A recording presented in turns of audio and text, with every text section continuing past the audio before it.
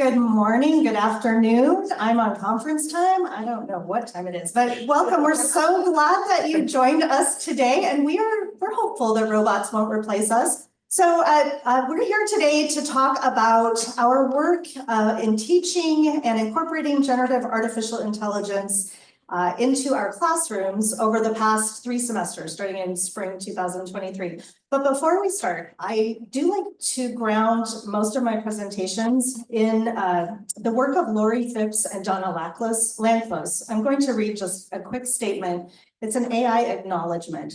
To frame our conversation, we acknowledge that ChatGPT does not respect the individual rights of authors and artists and ignores concerns over copyright and intellectual property in the training of the system. Additionally, we acknowledge that the system was trained in part through the exploitation of precarious workers in the global South. And I do feel like for all of us who are AI enthusiasts, I would count myself as one of those, being mindful of the critical conversations around these tools is especially important. So if you're here as an AI skeptic, I welcome you, and I hope that we'll give you a few ideas about hopefully some ethical uses of generative AI in the classroom. So let's get into it. Maybe. There we go. So some of you may have seen this tweet from Andrej Karpathy, who worked for OpenAI. He's one of the many who left. Who knows why? This is the tagline for my English 102 course. English is the hottest new programming language. So this has really informed my approach as an English professor. My name's Liza Long. I teach as an associate professor at the College of Western Idaho. And I have been incorporating generative AI into my work really since the beginning. I'm also very fortunate, and we have some Idaho folks here, to be one of 2 generative AI fellows for the state of Idaho. They have given funding for 2 faculty members, I'm one of them, to explore uses of generative AI in the classroom and also to share those things out with our colleagues. And now I'm going to turn things over to my colleague, Joel Glad. I'm so grateful that Joel and I have been on this journey together because it can feel really lonely if you're the only person exploring these ideas.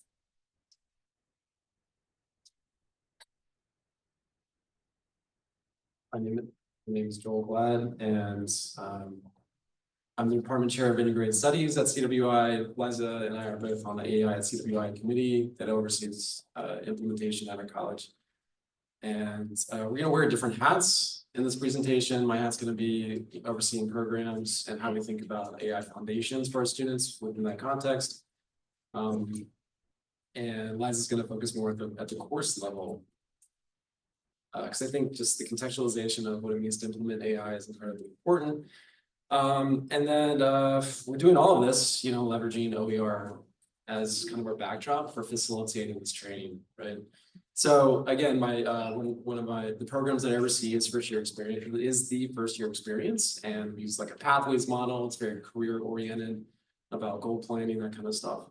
And part of that course is personal knowledge management, and we see using artificial intelligence or becoming comfortable with these tools as building on that foundation. It's really connected with PKM.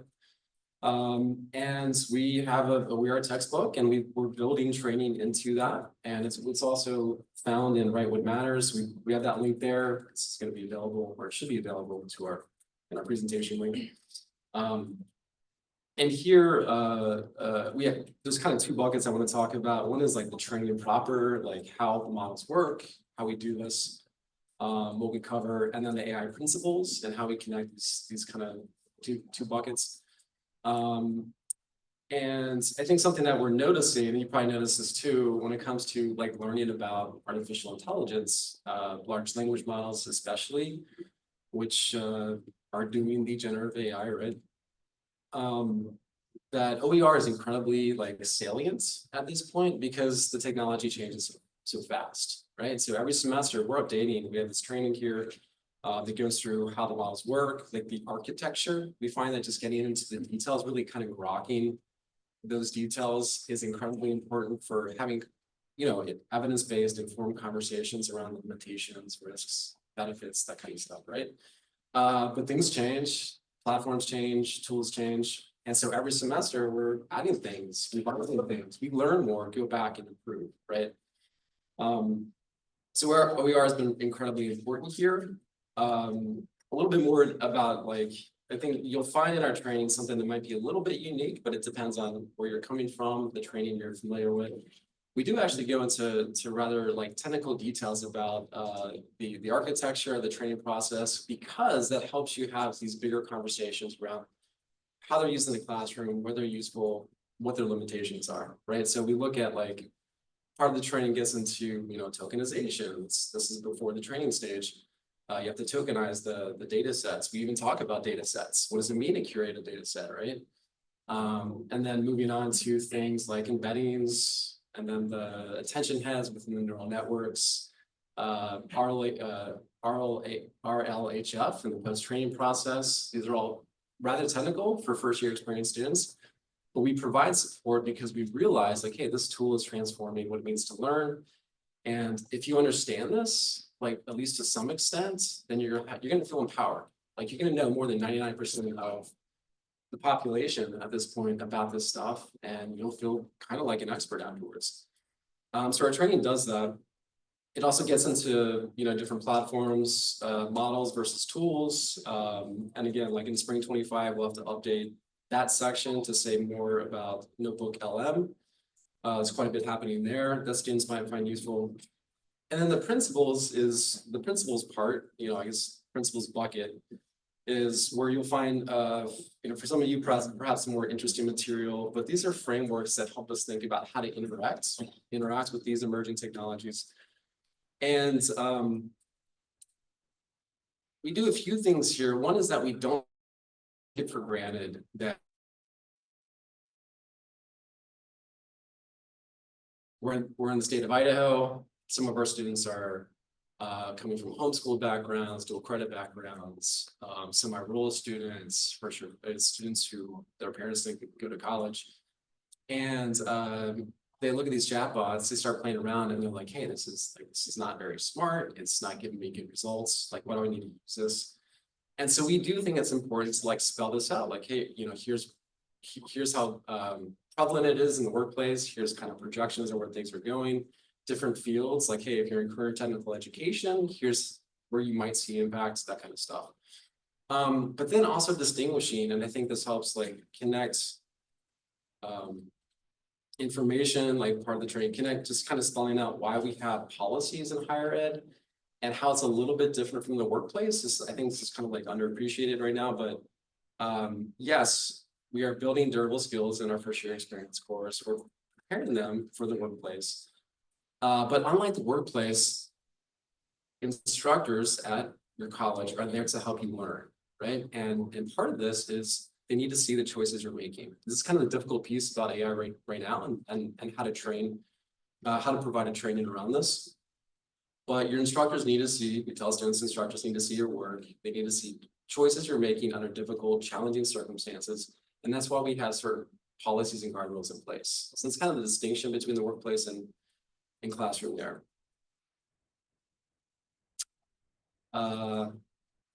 So we have this training for students, we roll this out, but then to improve the training semester over semester, we do build in what I'm calling feedback loops. We're starting to survey students each semester on the prior experience, comfort level with these technologies, tracking that, and then using that to improve the training, right? There's a lot of interesting, I can't get into details about the results right now, but we are finding just fascinating comments by students. So we have questions like, how frequently do you use the tools? And we can actually use multifactorial analysis to like correlate gender, economic backgrounds, do they work part-time, full-time, with how they respond to those questions. It's anonymized, but we can use multifactorial analysis to kind of dig into this. We're seeing fascinating results. It's all over the place. We have questions about comfort level, like how would you feel about your faculty using these tools to design assignments and course experiences, so we can track that over time. And how do you feel about, one area of discomfort right now is students saying, or if faculty use these tools to leave feedback. A quarter of respondents say that they're uncomfortable with that, right? And so we think it's important to track this and share that with our faculty. In part because of what we're seeing in the data, and I think just it's kind of because this is a foundational experience, like most students who take this training and this first year experience course come from such variety of backgrounds, they have different comfort levels. We have like what I'm going to call a pluralist approach, where our framework does not assume like, hey, this is, using tools in this way is your destiny. We're not assuming that, right? So what kind of like framework can we use to help encourage like a variety of styles in response to these tools? And so we do borrow from, we mentioned Ethan Mollick's cyborgs versus centaurs. Like cyborgs, it's kind of like seamlessly intermixed with your workflow, AI, maybe you're writing an essay or something else, and you're looking at, you're asking ChatGPT, whatever, like, hey, help me finish this paragraph, or what are 3 ideas I can include in this paragraph. That's more of a cyborg approach. Centaurs like, all right, this is my role as a human. This is the chatbot's role as AI, and I'm going to do this, and then separately I'm going to outsource this part to AI. It's the Centaur approach. And then we added a third category that Mollick doesn't talk about, and that's resistors. We're kind of seeing this, I think we're seeing it's an odd tool. These are odd tools or odd technologies, and how much discomfort we're seeing with some faculty and students. And we could spend a whole session talking about this. And we're trying to, this is a first year experience for us. How do we meet them where they're at? And how do we provide a framework that accommodates that? So this is kind of our pluralist approach. Just briefly, I'm not going to dig into this, but these are links to the questions we ask our students in the surveys. And we're also surveying faculty around these questions. How do you interpret, we're asking faculty, how do you interpret your AI policies? We have 3 options at our institution, ranging from most restrictive to least restrictive. And, what does your AI policy allow? What does it ban? And then we're trying to communicate to that students within the first year experience course. Like, if you see this policy come up, here's what that probably means to your faculty. Because there's a lot of confusion around policies. And I think faculty get confused, students get confused. So the more we can create these feedback loops between faculty and students, I think the more successful they'll feel, the less confused they'll feel.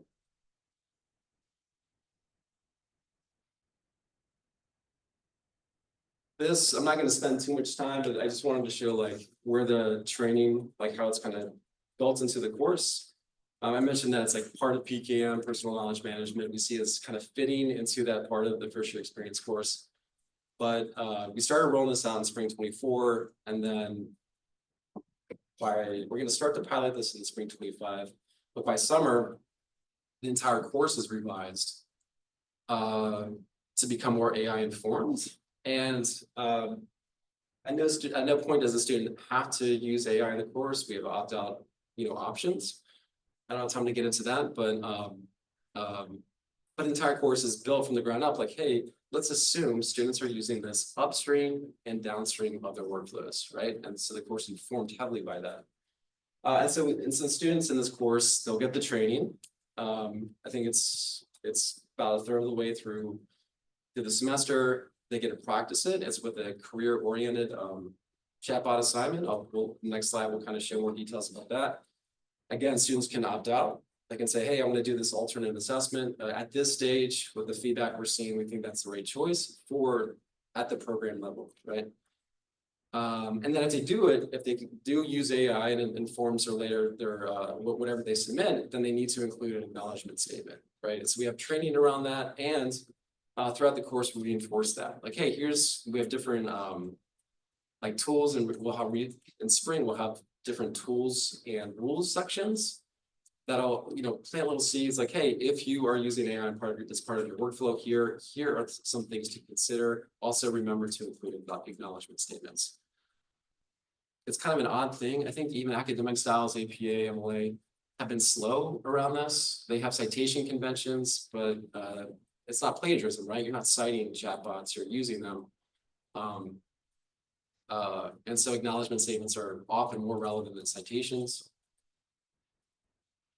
Again, I just show this here. I'm not going to get into this, but this is the structure that we use for our assignment. And I've experimented with this in a few different courses and it seems to work, where students practice the learning outcome unassisted. We think that's important to just do the work, struggle with it first by yourself, then use Gen AI to augment, offload that, outsource it. Step 3 is to reflect. Hey, was it better? Did you get better results from the chatbot? Why or why not? And then discuss with the peers. And if you look at the discussion, students have, again, for some students, the first time they've ever used these tools, right? If you look at the discussions, I mean, they're fascinating. You get some students like, hey, I see you didn't get good results here. Did you ask for this? Did you ask for that? So they're learning like conversation steering, right? All right, I'm gonna stop there.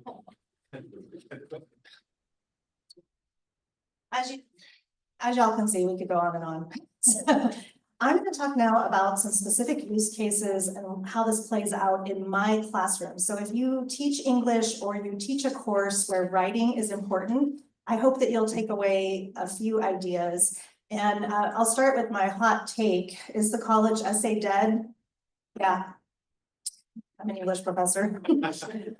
So with that in mind, I mean, feel free to disagree with me, but it's my hot take. With that in mind, I have been incorporating generative AI in many of the ways that Joel was talking about in my classroom, suggesting prompts, and I did have opt-out or alternative assignments for my students starting in spring 2023. I'll share a tool I started using as well, but I decided over the summer that I wanted to go all in teaching the writing process with generative AI. And this wasn't an easy decision by any means. And it also was one, back to that idea of the ethical framework. I do feel that people ought to be able to resist or opt out of these tools. I feel that, but I wanted to teach my class with these tools. Our mission at our community college is to prepare students for the workforce. And those of you who are watching job postings know this is a skill that is very useful for our students to have. And again, because we are an open access community college, I felt an obligation to make sure that my students had training in an area where no one's an AI expert, but I've been playing with it for a long time. So back to Malik, I created this lovely textbook. I hope you all are laughing at the cover because the first chapter is all about my experience trying to get this cover. And this is not at all what I envisioned, but that's the point, right? like the point is that, these tools, it takes some time to work with them. I even had an argument with it. I was like, no, a centaur does not have a horn. And it's like, here is a centaur without a horn. Don't gaslight me, ChatGPT. It's very frustrating. But anyway, it's a good framework, I think, for my students to realize that, I'm not perfect at this. They don't have to be perfect at it. We're all learning along. How I learned myself to use ChatGPT, I dove in spring 2023. I was already creating an open education resource. Some of you may have seen my talk at Open Ed 2023. Where I talked about creating critical worlds. So I've included the link here. This is truly a hybrid textbook. I was already in the process of writing it. These tools came out. I thought, I'm going to take ChatGPT 3.5 for a spin, see what it can do. What I found is what a lot of us are finding. These tools are great if you're already really good at something, right? So and I'm a professional writer. I've been writing for years. So I feel very confident in evaluating the output of these tools. But my students don't have that same experience. They're coming into a classroom in a reality where AI can actually write a really good paper. So in English 102, I give them all an APA formatted paper that I had Copilot write for me. And at the end of the paper, it has an AI acknowledgement statement, which I require from my students in the course. It says, I acknowledge I used Microsoft Copilot to write this entire paper. Yes, even the reflective part. And there is a reflective part in the paper. So all my colleagues who think that students can't figure out how to use these tools to write reflections, wah, wah. So teaching with it has been a really powerful experience. Students, I have really great retention ever since I started teaching with AI. Students feel more supported. They report that they feel more confident in being able to evaluate where the tools are and are not useful. And this is one of my goals for them. And also to counteract and to kind of present some of those ethical frameworks. All of our outside readings are things like Joy Buolamwini, AI Anti-Woman, or from her book Unmasked AI, which is a fantastic read. So I'm bringing in alternate perspectives, things about climate change for them to read so that they're aware of these issues. Those are their reading discussions, and then we have that productive tension, I think, that we can do. Really quickly, I don't have to gloss over this, just so you all know, I didn't tell you all in the audience, I told chat. Our presentation is loaded in Sched and all of the links work, and we've linked out to a lot of things. But just really quickly, this is kind of where I am with AI right now. So I've been creating custom GPTs and I've been getting my students input on it. Intro Pro, I'm very particular about what I want in my introductory paragraphs, and this is designed completely by me so that students will not start their introduction with "in today's world," because that's kind of an automatic 0 for me. So like that's a way you can use it. TLDR, if you follow my blog, Artisanal Intelligence, I use TLDR, I created it to do a key summary of all my blogs, but I also have had students use it now to summarize their papers so that they can make sure they're saying what they think they're saying. Plaid projects are amazing. Notebook LM, everyone heard about the podcast and it's legitimately cool. I created one with my deconstruction chapter from Critical Worlds. You can listen to it there, it's fun. And it's accurate, that's great. But I've actually found Notebook LM to be much more useful in other ways. So I think Notebook LM is something I'll be playing with. Those of you who've tried out Canvas in ChatGPT 4.0, if you've used Claude, you'll be like, oh, yay, it's Claude. But it's really, I think, potentially a game changer, even for how I teach writing. I could imagine a continuous co-writing process in the Canvas space, using AI as an assistant at every step of the way. So I think it's an interesting application. Really quickly, I want to share my essay feedback. Now, so I have incorporated EdTech into my classroom, and this is a tool that's created by Eric Keene, for those of you who haven't heard of it. It's designed, Anna Mills and I were able to give a lot of input into this tool, and we continue to give a lot of input, but it's designed specifically for writing. What I love about this is if my students are concerned about the many things that, with AI, like privacy and all those things, they have a way that they can kind of bypass that whole system. So this is built into my LMS. I view all the chats that students have. And as the #1 question I get from faculty is, how do I catch cheaters? I don't care. The #2 question I get from faculty is, how do I get it to grade? I have thoughts about that, you can ask me afterwards, but for formative assessments, this thing auto-grades. So awesome, right? So the students basically, I create the prompts based on my writing assessment. I'm still scaffolding, but students can interact with the AI. So they go through this whole thing. I wanted to share just a little bit of student feedback. I'm sharing this with student permission. So Lacey B said the feedback absolutely reflected on what I wrote. I think the suggestions it has offered are incredibly enlightening and useful. It's very clear in its analysis and feedback. It helped me with confidence with my essay because I was nervous it would maybe be confusing in some ways. I hear that confidence thing from my students a lot. And then I love Isaac M. This is a whole long chat, right? Like he turned in his assignment late and he apologized to the AI. It was the cutest thing ever. And the AI, this is my point with teaching with this EdTech tool. Of course, as an AI, I don't have feelings, but I'm here to help you anytime you need. So if a student came to office hours, they would get this conversation with me in person. Not every student has that level of access or time. I do see it as an equity builder that all of my students can now have this conversation that they would have with me with the AI tool that I've created with my persona, right? So kind of fun. Joel, we'll let you wrap it up. And again, we apologize, we dumped a lot of stuff on you. So. Yeah, we just want to close by pointing out that as far as like accessibility goes, we're working with the AI partner at CWI, and we're going to be using 11 Labs API to like do a audio version of our textbook. We think it's important for a lot of our students, like they have limited time, very crunched, and some of them just prefer audio.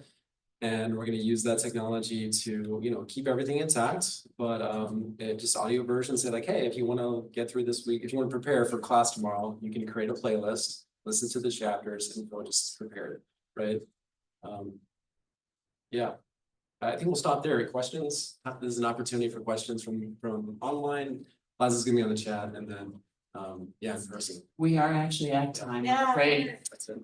Just afterwards. But yeah, Liza and Joel, are your email addresses in your slides? The last slide. For folks who are online who might want to follow up later with questions. Yeah, we would love for you. We'd encourage that, and then for folks who are here in the room, maybe catch them at lunch, or maybe tag them now to make plans to go to lunch.